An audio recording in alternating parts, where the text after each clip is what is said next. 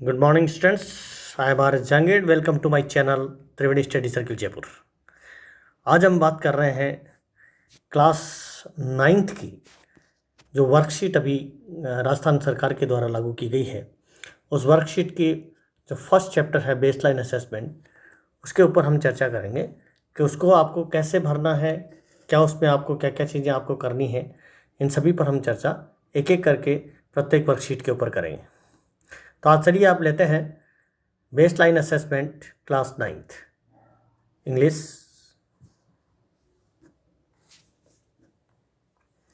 सबसे पहले एक पैसेज आपको दिया गया है, read the following passage and answer the questions given below. एक पैसेज इस तरह से आप अपने पास आएगा, उस पैसेज को पढ़ना है और जो पैसेज है उसमें से जो क्वेश्चन नीचे दिए गए हैं उन प्रश्न का उत्तर अपने को देना है। तो पहले अपन पैसेज को करते हैं।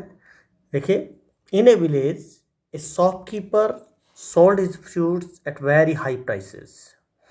इन ए विलेज, एक गांव में, पहले अपन इसका हिंदी में भी अर्थ समझेंगे ताकि इसको बेहतर तरीके से आप लोग इसको कर सकें।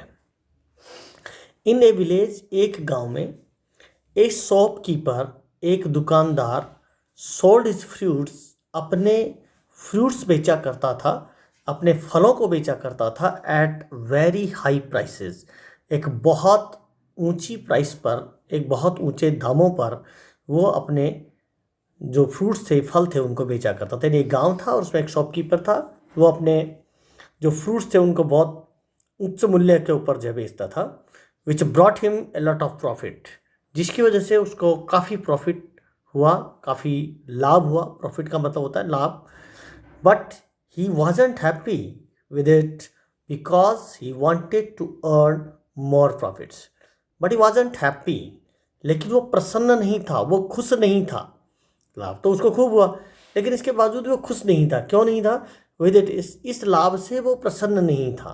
बिकॉज, क्योंकि he wanted to earn more profits, क्योंकि वो और ज़्यादा प्रॉफिट जो है कमाना चाहता था।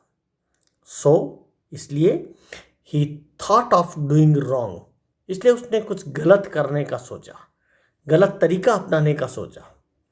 Whenever any customer come to buy fruits from him, जब कभी भी, whenever का मतलब होता है जब कभी भी, any customer, कोई भी ग्राहक, कस्टमर कहते हैं ग्राहक को, जब कभी भी कोई भी ग्राहक come to buy fruits from him, come to buy, उसके पास आता था, कोई भी कस्टमर जो आता है, to by fruits from him, उससे फ्रूट्स खरीदने के लिए आता, तो ही क्लेवरली रिड्यूस्ड द वेट, यहाँ क्लेवरली होना चाहिए, ये गलत छपा हुआ है, ये टी जो है वो गलत छप गया है। तो ही क्लेवरली रिड्यूस्ड द वेट, वो तो वह बड़ी आसानी से, बड़ी चतुराई पूर्वक, रिड्यूस का मतलब होता है कम करना, तो ही cleverly reduce the weight by 150 grams from each, तो वह बड़ी चतुराई से reduced कम कर देता था, the weight,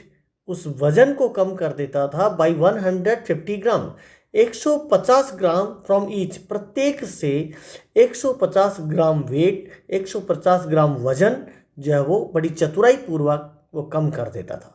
Now he was earning more money, now अब जो है he was earning more money, अब वो और ज़्यादा धन जो है वो कमा रहा था। अर्निंग का मतलब होता है कमाई करना, कमाना। One day his friend came to buy some fruits from him, one day, एक दिन, his friend came to buy some fruits from him, एक दिन उसका दोस्त, केम वो आया, कम की सेकेंड फॉर्म है, टू बाई सम फ्रूट्स, उससे कुछ फल खरीदने के लिए आया, from him, and he did the same with him, और उसने भी उसके साथ वैसा ही किया। When his friend got suspicious, जब उसका मित्र गॉट सस्पिशियस, सस्पिशियस का मतलब उसको जब संदेह हो गया, तो जब उसके दोस्त को संदेह हो गया, the shopkeeper told him that it was his illusion, illusion कहते हैं भ्रम को। द शॉपकीपर टोल्ड हिम, तो उस दुकानदार ने उसको कहा that it was his illusion, कि ये उसका क्या था, इल्यूजन था, भ्रम था, कि ये तो उसका भ्रम था कि मैंने तो जो है कोई कम किया ही नहीं है, तो तुझे लगता है कि ये तेरा भ्रम है। His friend went to another shop. उसका दोस्त went गया to another shop, दूसरी दुकान पर गया, and checked the weight of those fruits.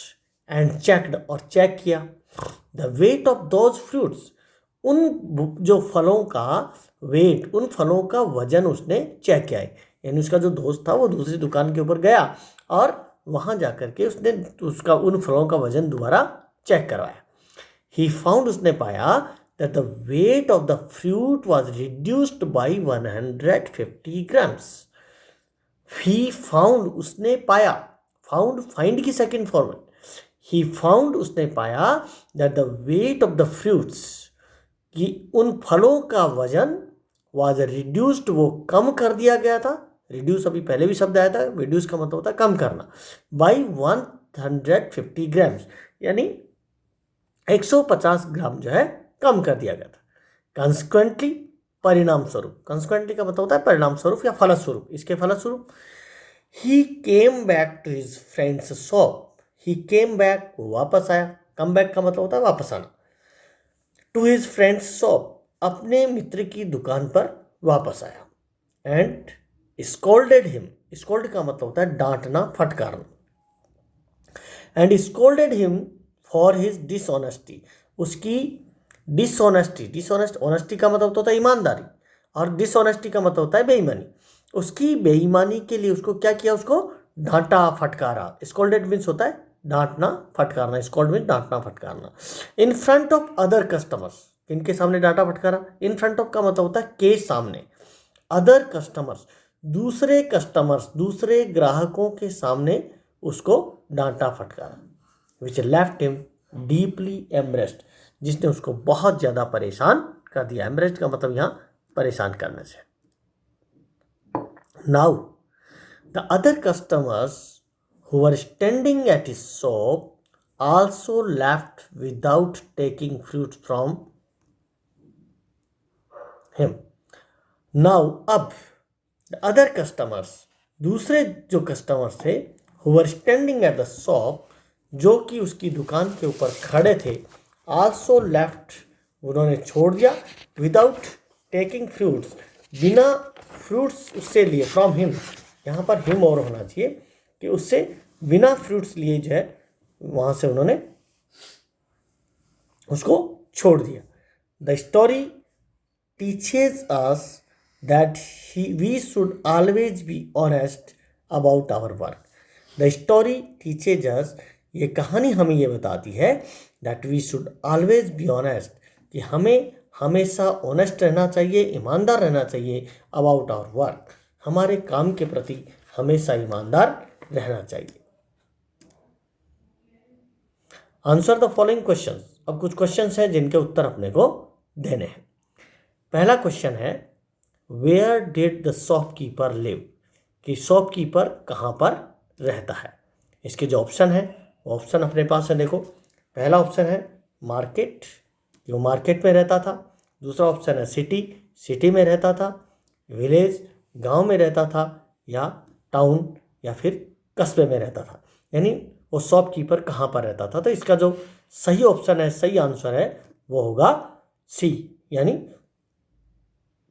वो एक गांव में रहता था। नेक्स्ट है, नेक्स्ट क्वेश्चन है why did he think of doing wrong, यानी उसने गलत करने का क्यों सोचा। तो इसका आंसर होगा टू, पहला इसका ऑप्शन है टू बाई फ्रूट्स, फ्रूट्स खरीदने के लिए उसने गलत करने का सोचा। टू इंक्रीज हाई प्राइस, उनकी जो प्राइस थी, ऊंची प्राइस थी, उस प्राइस को बढ़ाने के लिए, उस पर वृद्धि करने के लिए सोचा।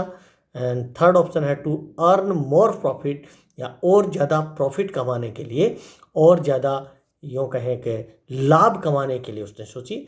और अंतिम जो ऑप्शन है वो है टू इंक्रीज कस्टमर्स, या अपने ग्राहकों को बढ़ाने के लिए उसने सोचा। तो इसमें जो सही आंसर है वो आंसर होगा सी, यानी टू अर्न मोर प्रॉफिट, यानी और ज़्यादा प्रॉफिट कमाने के लिए उसने सोचा।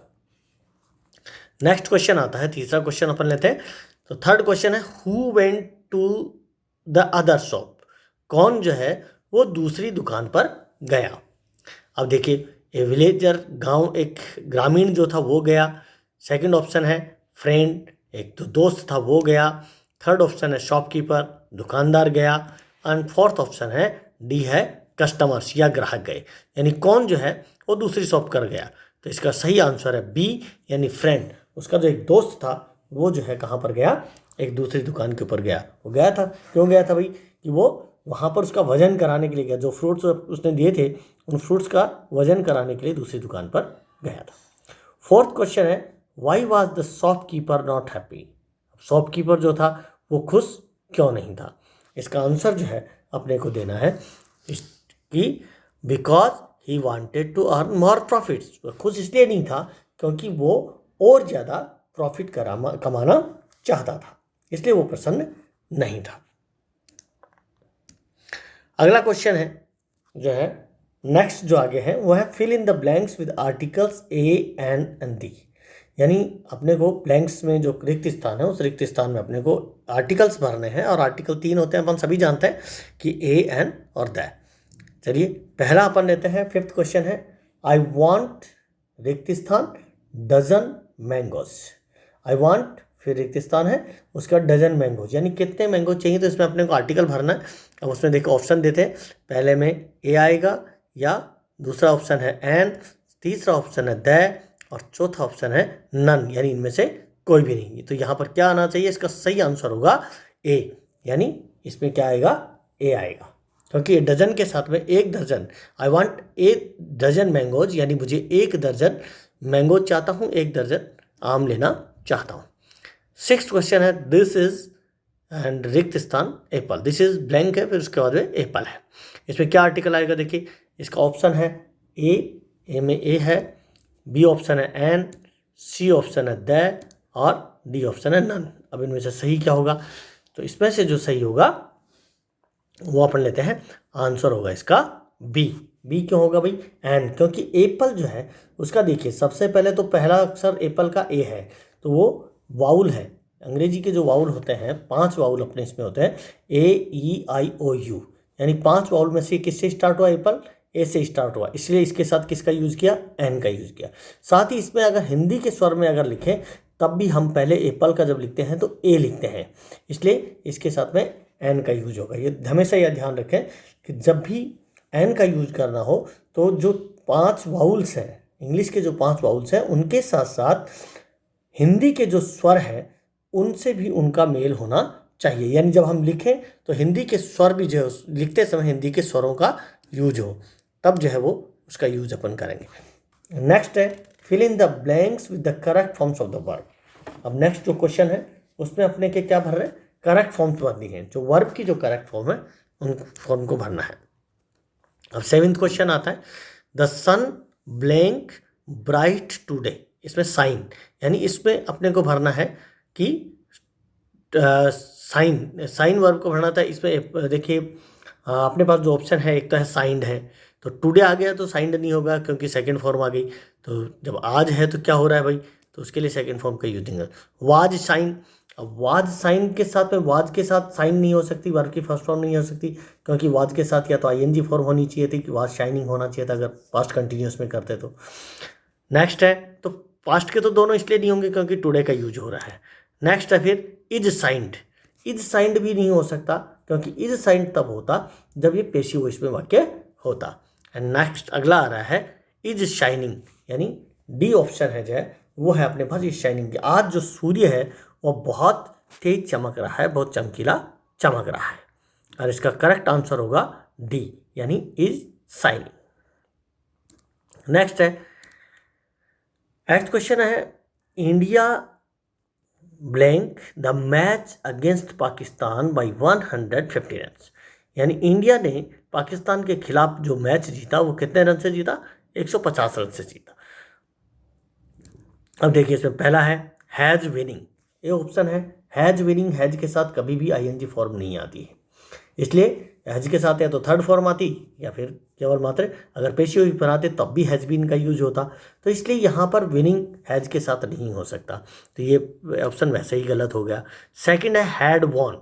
अब ये हैड वॉन ऑप्शन अगर मान लीजिए होता था तो ये पास्ट के में चला गया, इसलिए ये भी जो है नहीं होगा कि इंडिया और पास्ट परफेक्ट में होगा जीत चुका था, तो जीत चुका से कोई मतलब नहीं है। नेक्स्ट ऑप्शन है वॉन यानी जीता।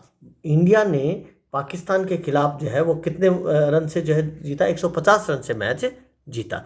एंड नेक्स्ट ऑप्शन है वर विनिंग, तो वर विनिंग जीत रहा था, ऐसा कोई कंटिन्यूस में इसमें का यूज नहीं हो सकता।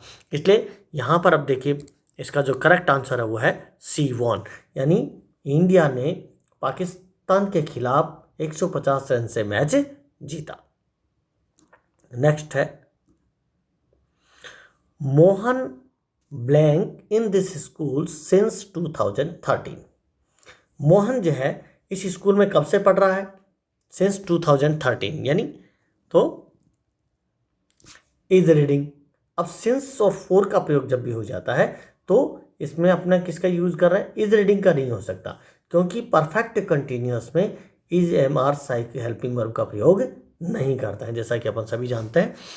और नेक्स्ट है हैड बीन रीडिंग, ये पास्ट में हो गया, पास्ट परफेक्ट कंटिन्यूअस में हो गया, इसलिए ये एक सेकंड ऑप्शन हो गया। एंड थर्ड है रीड, यानी प्रेजेंट सिंपल में इसमें वैसे नहीं हो सकता, नहीं प्रेजेंट सिंपल हो क्योंकि मोहन के साथ ऐसे ही यस लगता। सेकंड फॉर्म अगर इसको मानते हैं तो रेड होता, तो भी क्योंकि सिंस और फॉर का यूज हो गया, तो इसमें दो ही चीज़ें अपने पास संभावना बनती है कि प्रेजेंट परफेक्ट कोई भी कुछ जो आएगा वो परफेक्ट कंटिन्यूअस का इसमें आना चाहिए। नेक्स्ट है हैड रीडिंग,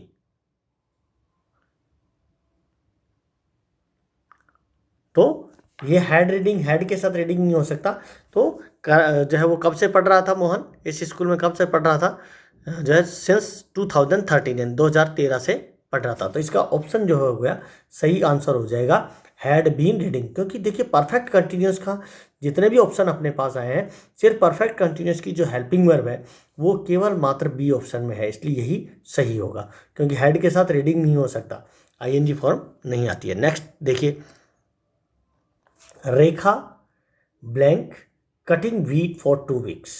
रेखा जो है यहाँ देखिए यहाँ पर भी को क्या काट रही है कि 2 सप्ताह से रेखा वीट जो गेहूँ है उनको काट रही है, तो हैज़ केवल हैज़ नहीं आ सकता, क्योंकि सिंस और फॉर का प्रयोग हो जाए तो केवल हैज़ का प्रयोग नहीं कर सकते हैं। सेकंड ऑप्शन है अपने पास में हैव, तो ये प्रयोग भी नहीं होगा।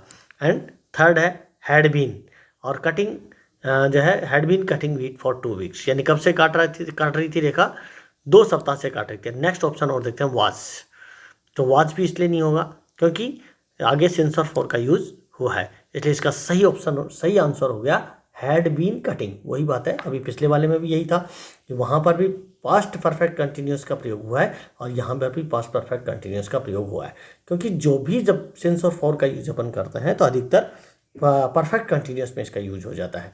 तो परफेक्ट कंटिन्यूस की हेल्पिंग वर्ब केवल मात्र एक सी ऑप्शन में अपने पास में है। और इसी बीच आपको अगर बता दूं कि अगर 10 के मान लीजिए आपको या correct forms of the verb के बारे में अगर अलग से वीडियो भी मेरे चैनल पे आपको उपलब्ध हो जाएगा, जिसमें आप देख सकते हैं। चलिए नेक्स्ट क्वेश्चन लेते हैं। Fill in the blanks with the correct option, ये रिलेटिव प्रोनाउन का है जिसमें अपने को करेक्ट ऑप्शन अपने को भरने हैं। देखिए पहला 11th क्वेश्चन अपन देख रहे हैं, वो है the car blank was stolen last month was found in a river, यानी वो कार जो चुरा ली गई थी, पिछले महीने चोरी हो गई थी या चुरा ली गई थी, was found in a river, उसको कहाँ मिली, एक नदी में मिली। इसके ऑप्शन देखिए, पहला ऑप्शन है हुम, सेकंड ऑप्शन है हु, एंड थर्ड ऑप्शन है दैट, एंड फोर्थ ऑप्शन है वेयर। अब देखिए हुम हु दोनों का यूज जो है व्यक्ति के लिए करते हैं, इसलिए इसका यूज द कार के लिए नहीं हो सकता, और वेयर जो है वो स्थान के लिए यूज होता है, इसलिए द कार न तो कोई व्यक्ति है नहीं स्थान है, सिर्फ एक ऑप्शन अपने पास होता है आंसर। तो करेक्ट आंसर अपने आप पता चल गया कि करेक्ट आंसर इसमें होगा सी, यानी दैट का use, the car that was stolen last month, वो कार जो कि पिछले महीने चुरा ली गई थी, was found in a river, वो एक नदी में पाई गई।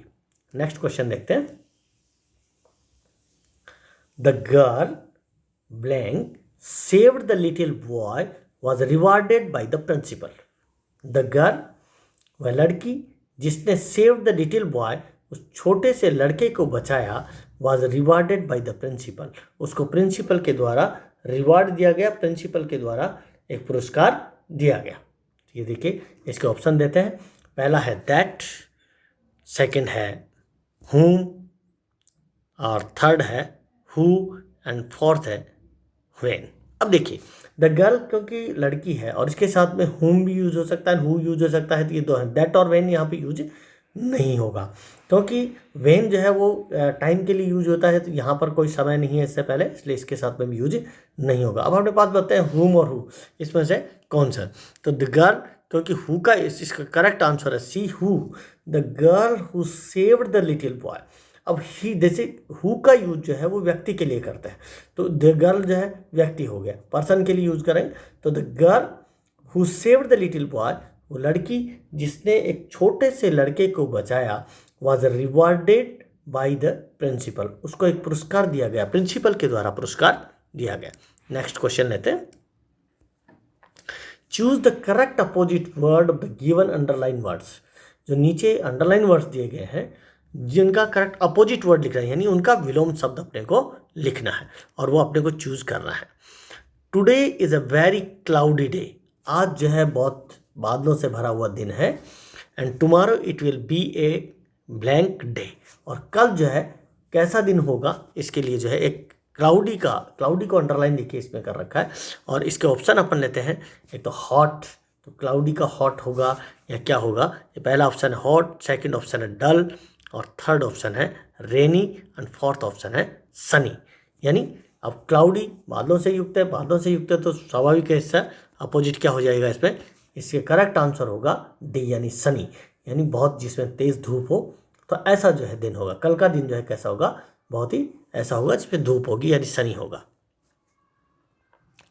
नेक्स्ट क्वेश्चन लेते हैं, 14 क्वेश्चन है, it is hot in summer, and आज इस गर्मी में जो है काफ़ी गर्म होता है, इट इज़ गर्म है, and it is hot in summer and it is blank in winter. अब गर्म होता है तो हॉट का अपोजिट अपने को देखना है, हॉट का अपोजिट क्या होगा, विंडी हवादार होगा, हवादार नहीं हो सकता है, कोल्ड ठंडा होगा, या ब्रीजी बहुत ये भी ठंडी हवाएं जिसमें चल रही है ऐसी होगा, एंड बर्फीली सनी या बहुत धूप होगी ऐसा होगा। तो इसका करेक्ट आंसर मेरे ख्याल से आप समझ गए हैं कि इसका करेक्ट आंसर कौन सा होगा, तो इसका करेक्ट आंसर है सॉरी गलत आंसर अपने दे दिया इसमें, इसका करेक्ट आंसर बी है, इसलिए इसको डी ना समझें, इसको यहाँ पर बी करें, क्योंकि हॉट का कोल्ड होता है, ये गलती से प्रिंटिंग मिस्टेक यहाँ पर हुआ है, इसलिए यहाँ पर इसको बी कर लें आप।